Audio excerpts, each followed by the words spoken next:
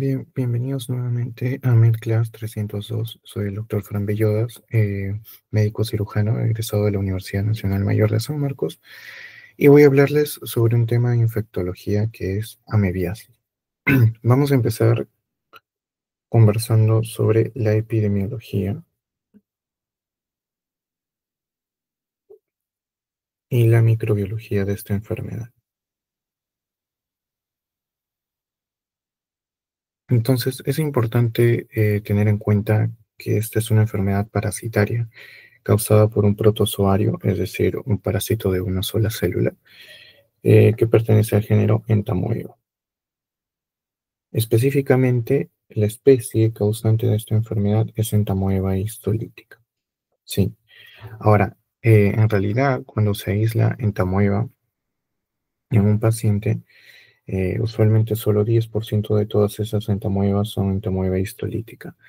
La mayoría de las veces que se aísla en muestras de heces Entamoeba, pues corresponde a Entamoeba dispar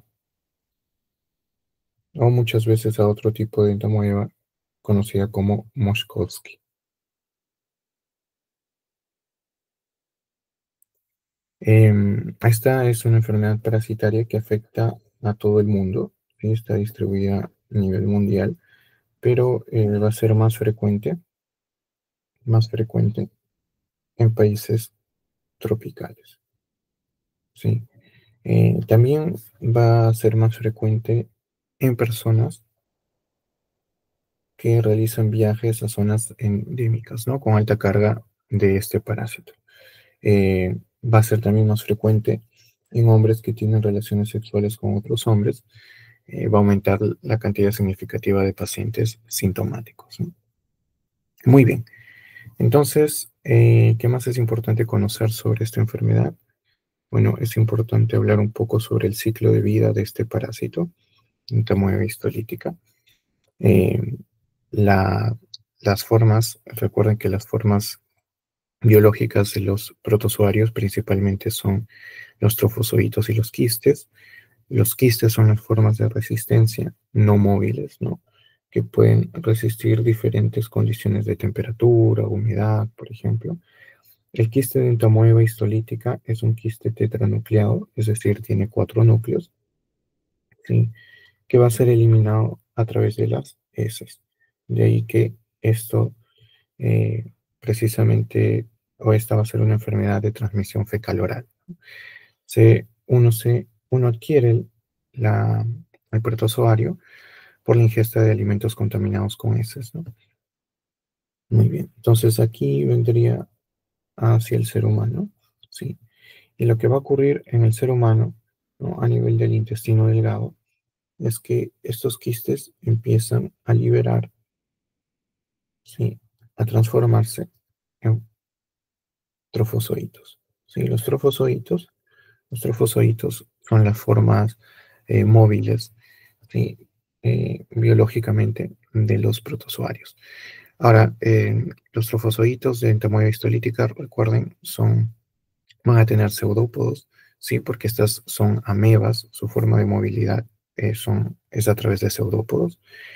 Estos trofozoitos entonces empiezan a invadir el intestino grueso, ¿no? Aquí pondríamos, por ejemplo, el epitelio simple cilíndrico del colon, ¿sí? Que es invadido por los trofozoitos de entamoeba histolítica. Muy bien. Entonces, además de invadirlo, precisamente puede atravesar la matriz extracelular y viajar a través del torrente sanguíneo para dirigirse a otros órganos, ¿sí? El principal órgano al que va a afectar, aparte del intestino grueso, va a ser el hígado, ¿no?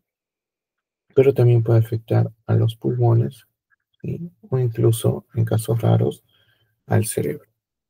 Eh, una vez producidos estos trofozoitos, vuelven a transformarse en quistes, que son su forma de resistencia, como habíamos mencionado, y estos quistes son liberados por las heces para completar el ciclo biológico de este parásito.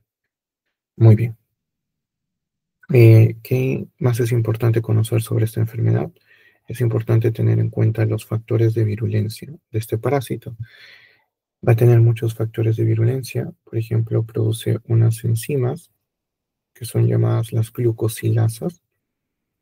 Estas enzimas son importantes para degradar la capa de mucina que protege a los enterocitos del colon. También van a tener moléculas de adhesión que usualmente dependen del calcio, de ahí que el calcio se ha visto muy relacionado con la infección por esta ameba. Estas proteínas de adhesión son lectinas, ¿sí? Lectinas de adhesión, que como su nombre lo dice, van a favorecer la adherencia, ¿sí? Al epitelio. Muy bien. Antes se creía que estas células atacaban directamente a los enterocitos. Ahora se sabe que lo que hace la entamoeba histolítica es un proceso de muerte celular muy particular llamado trogocitosis. Sí, esto va a producir la muerte de las células del huésped, o sea, nuestras células, ¿no? Lo que hace la ameba, aquí voy a poner, por ejemplo, entamoeba histolítica, es como si mordiera la superficie de las células. Voy a poner aquí, por ejemplo, algunos antígenos, o algunas moléculas de la membrana celular que son ingeridas por esta entamoeba histolítica, alterando precisamente la estructura de la membrana celular, lo que lleva a aumentar las concentraciones de calcio intracelular, produciendo luego la muerte celular. Sí, este proceso de mordisquear las células se conoce como trogocitosis. También va a tener enzimas llamadas metaloproteinasas de matriz extracelular, ¿sí? Que van a servir para degradar la matriz extracelular y, como dijimos, facilitan la invasión eh, de los tejidos. Muy bien. ¿Qué más es importante conocer? Así como existen los factores de virulencia, cómo responde la respuesta del sistema inmunitario. Sí. Bueno, aquí hay una gran variedad de moléculas implicadas. Sí, está, por ejemplo, el interferón gamma, que se ha visto que es más aumentado en los pacientes, o mejor dicho, está disminuido en los pacientes que tienen alta carga parasitaria, y más bien en los pacientes que tienen abundantes concentraciones de interferón gamma, tienen mejor respuesta a la enfermedad. Otra acción del sistema inmune es producir una inmunoglobulina llamada la inmunoglobulina A, que se encarga sobre todo de atacar la lectina del parásito. Y otro factor producido eh, por el sistema inmune es la interleuquina 8, ¿no? Que es un factor quimiotáctico, es decir, atrae principalmente a los neutrófilos. Esto sí hace que la enfermedad pueda ser más severa, porque recuerden que el aumento de los neutrófilos, ¿no? Los neutrófilos son las células inflamatorias, bueno, son las células eh, de primera línea que responden a la inflamación, ¿no? Entonces, pueden producir mayores mediadores inflamatorios y eso va a hacer que la lesión del tejido sea mucho mayor. Luego tenemos la clínica, el cuadro clínico de esta enfermedad. eh, Alrededor del 90% de los pacientes son asintomáticos, y 10% de los pacientes sí presentan síntomas. Entonces, la forma más frecuente es la forma intestinal, ¿sí? Donde se ve afectado el intestino grueso.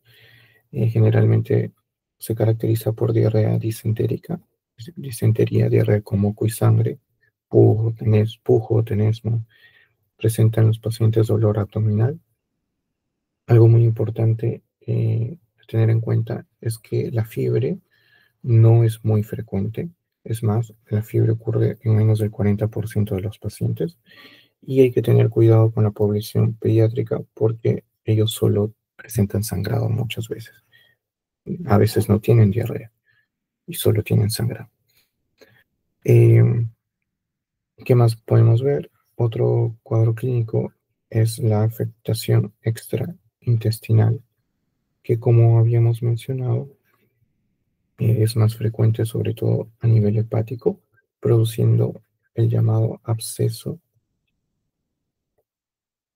amebiano, que se caracteriza por dolor abdominal, sobre todo en el cuadrante superior derecho.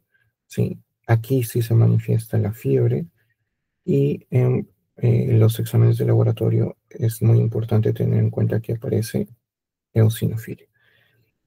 Si se manifestara en los pulmones, puede aparecer dolor torácico o tos, y el cuadro, como dijimos, en el cerebro es en realidad raro. Ocurre aproximadamente en 0,01% de los pacientes. El diagnóstico de esta enfermedad, bueno, aquí hay bastantes métodos diagnósticos posibles.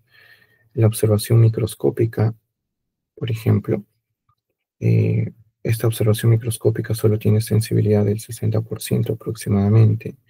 La serología, que consiste en detectar anticuerpos contra la entamoeba, también tiene una sensibilidad del 60%, a veces hasta el 90%. Los antígenos en materia fecal, bueno, tienen una sensibilidad mucho más variable, va desde el 0% en algunos casos hasta el 90%, es muy variable. Y el PCR, que va a tener una sensibilidad del 90 hasta el 100%, muy alta, ¿no? E incluso una especificidad, ¿sí?, del 90 hasta el 100% también. De ahí que el PCR es considerado el método gold estándar para el diagnóstico de esta enfermedad. Eh, También se pueden utilizar imágenes, ¿sí?, sobre todo cuando se quiere diagnosticar el absceso amebiano. ¿Sí? Cualquier imagen es aceptable, ecografía, tomografía o la resonancia magnética. El tratamiento de esta enfermedad consiste en fármacos amebicidas, ¿sí? Por ejemplo, que actúen a nivel tisular en los trofosoditos que están invadiendo el colon, y a nivel luminal para que puedan destruir los quistes que todavía están dentro del intestino, sin invasión. Entonces, la medicina tisular más utilizado es el metronidazol, pero también se puede utilizar tinidazol. Y como amebicida luminal, se puede utilizar la paramomicina. Muy bien, eso sería lo más importante con respecto a esta enfermedad.